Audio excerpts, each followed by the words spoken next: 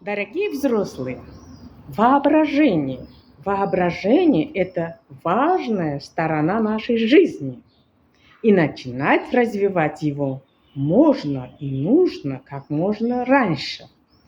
Ребята, посмотрели наверх. Что вы там увидели? Облака. Много или мало? Много. Вот теперь подключите свое воображение, подумайте и скажите, кого или что они вам напоминают. Дурдана? Зайка. Барашка. Хорошо. Ракета. Так, Медведь. так, хорошо. Лисенок. Так. Еще кого? Мягкая подушка. О, молодец. А тебе? Лиса.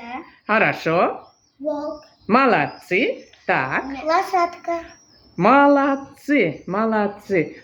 Умницы, умники, да умницы, молодцы.